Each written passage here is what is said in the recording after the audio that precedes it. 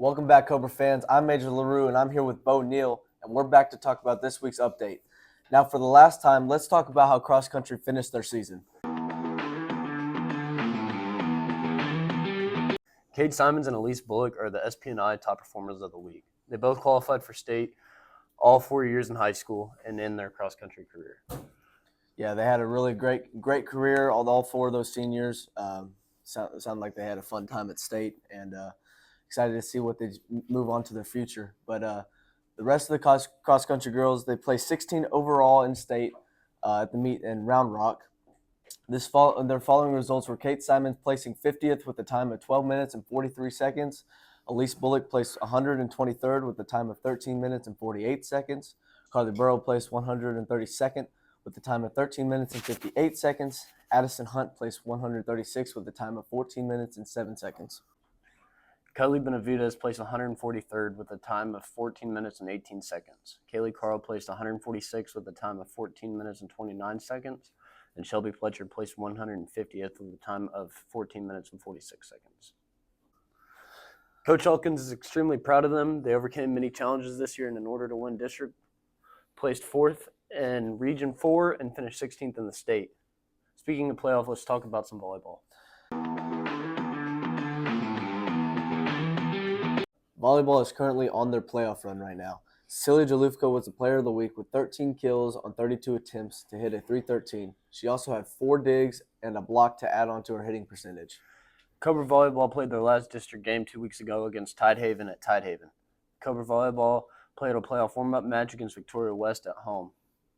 On Tuesday against Tidehaven, both JV and JVB played a good game and won in 2 sets, and varsity won in 4. On Friday night against Victoria West, varsity played a good game but came up just short, losing in 3 sets. Cobra Varsity Volleyball played Poth at Yorktown on Monday. Cobra Varsity Volleyball played Natalia at Nixon Smiley. And then Cobra Varsity Volleyball played a good game and won in 4 sets on both days. Good luck to our volleyball girls on their dominant playoff run. Now let's get into football.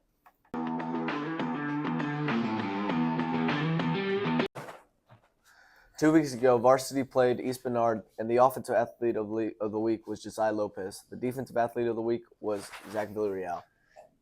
2 weeks ago, football played against East Bernard, and then last week they played against Brazos. JV won 17-0 against East Bernard. Mason Hunt had a 40-yard field goal and 2 extra points.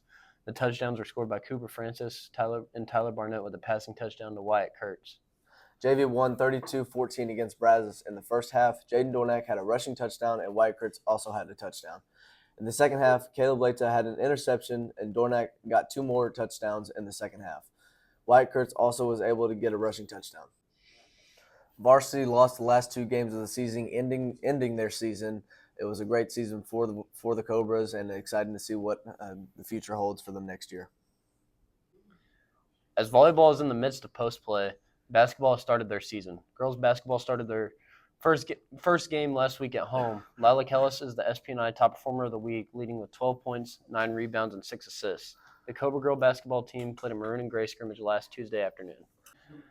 The teams were evenly matched and went back and forth on the scoreboard throughout the game. The maroon team came out on top 25-24 thanks to the point guard leadership from Lila Callis, as well from a key shot made by Daisy Molina with less than 2 minutes left. Mackenzie Alanis sealed the game with the last-second bucket. For the gray team, Allie Farley, Kyler Caskey, and Sailor Lane showed tenacity, grit, and creativity on the court. The Cobras continue to grow and improve and look forward to their season opener versus Calhoun at home on Tuesday evening, November 5th. Girls play home versus Calhoun. JV won. Way to play, girls. Whoa, that's... The Industrial Varsity Cobras breezed past Calhoun 40-26 last Tuesday. As Lila Callis scored 12 points, trailing 2-0, the Cobras went on to score on a 10-point run to take the lead, leading 12-6. They went on a 14-2 run to pull further away. The Cobras got out to an 18-6 lead at halftime before closing out the victory. The first quarter proved to be a turning point for the team as they outscored Calhoun 12-4. The Cobras were deadly from inside the paint, finishing 20 for 40 on twos, as well as grabbing 28 rebounds. Callis led the team with 9 rebounds. The team passed the ball well with 14 assists on 20 made baskets. Callis led the team with 6 assists. The Industrial Varsity Cobras stood tall, blocking 8 shots in the game. Skylar Crisp led the team with 5 blocks. Sailor Lane had 10 points. Crisp had 8, Kyler Caskey had 4, Kimber Linke had 4, and Avery Harper had 2. Also pitched in for the Industrial Varsity Cobras. The Industrial Cobras will travel to Cuero for their next game on Tuesday, November 12th. Since we're already on basketball, let's talk about the boys. Boys basketball is getting underway as now that they have all their players back from football. Their first game plays this week, and we'll have more on that next week. We're excited to see what they have in store for us. Now it's time for band. Band headed into San Antonio last week for the band marching contest. They placed 5th at regionals, then at state they placed 21st. Well, now that we're caught up on what's happening, let's get into what's coming up in Cobra athletics. Cobra volleyball plays 4th round in Cuero against Stockdale at 8 o'clock Thursday night. Come out and support. That's going to be it for our recap, but now it's time for everyone's favorite part, the interviews.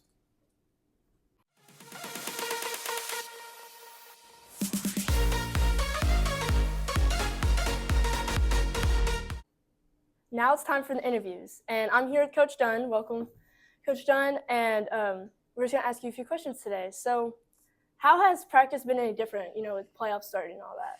I don't think it's necessarily been different. I think we have some different focuses based off of what the teams that we're playing strengths are.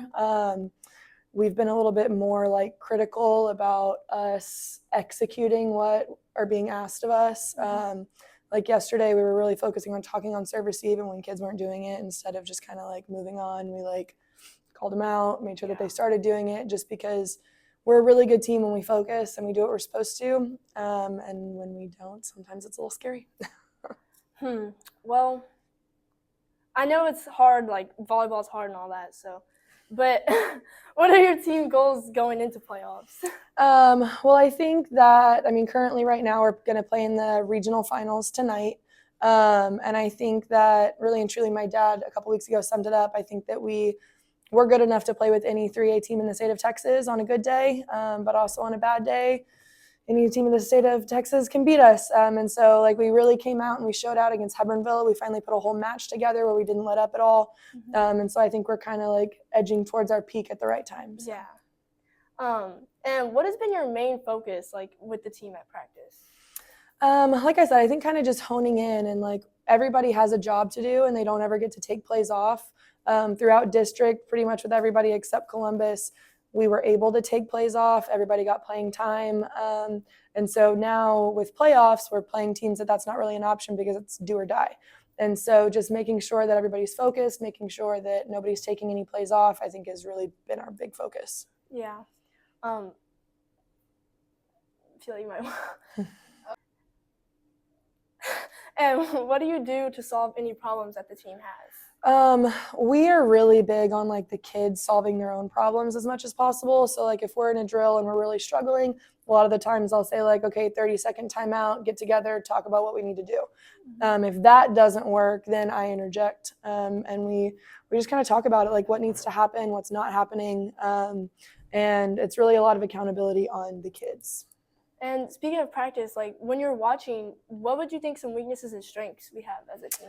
I think that really and truly anything could be considered a strength. But the biggest thing that we have is we have 6 girls that can all be legitimate scoring options at any time, which a lot of teams in 3A don't have. Kind of going up against Stockdale tonight, they have 1 main scoring option. And so I think that's a huge strength for us.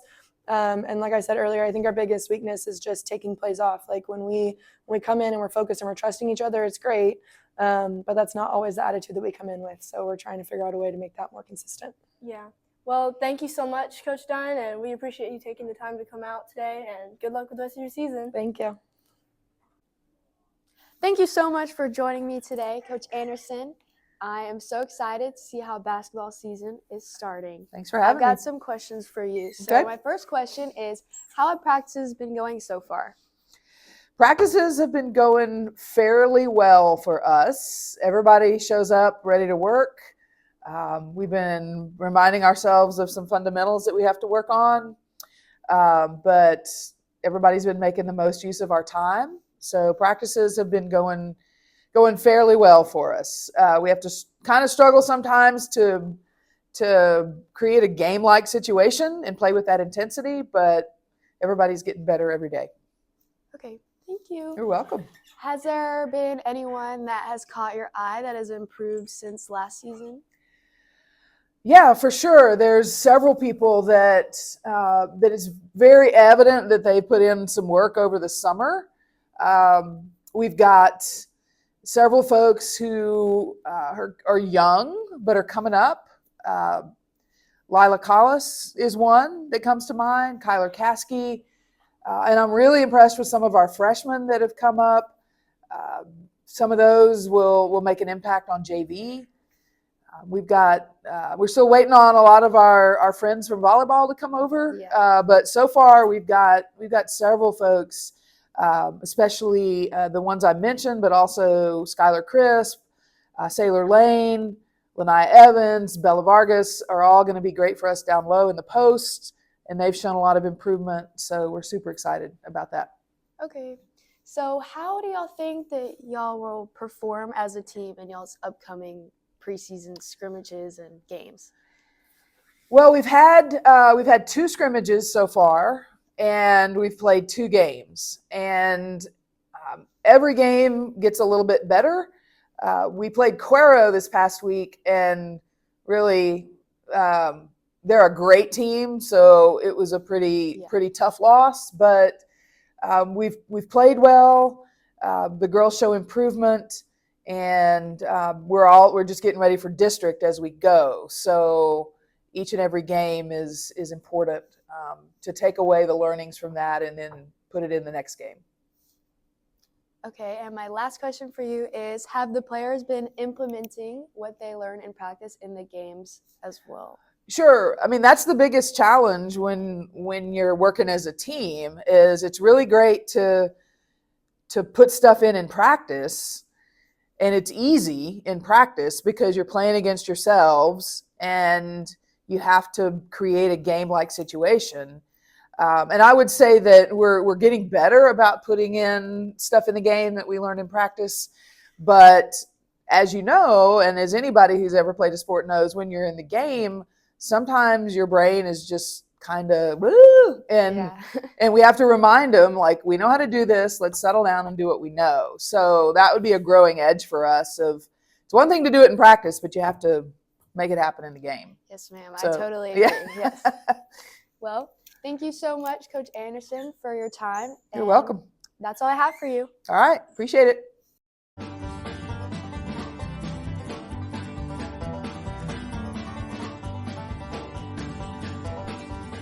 Now it's time for this week's Snake Pit game. For our 3 teams, we have volleyball, Madison and Erin, basketball, Trevin and John, and football, Jace and Ryan. So this week's game is bowling, and there will be 3 teams with 2 players on each team. And how the scoring will work is if you knock down 4 pins, those 4 get taken out, and you get one more chance to try to knock whatever you can down, and those pins that you knock down will be added to the ones that you knocked down previously. So let's get this game started. Okay, volleyball is going first. Nice. Next up, we have football. Oh. Okay, last but not least, we have basketball. Oh! This is the second try for volleyball's first round. Yay! Okay, football doesn't get another chance. Now, basketball. Let's see what you got. Yay! Volleyball and football are tied for 6 points, and basketball has 4. This is the second round. Take it away, Erilyn. I need Jonah Garcia to the office, please. Yay! Okay, next up we have football. Oh no! Oh, last but not least, we have basketball. That's because there's a lady. Okay, this is football's last chance. You got this, Jace. Okay, volleyball won our game this week with 12 points. Football got 6, and basketball got 10. Great job, y'all. That's it for this week's edition of the Cobra Sports Network Weekly Update. On the best network anywhere. Thanks for watching, and we'll catch you next week. And as always, it's a great day to be a Cobra.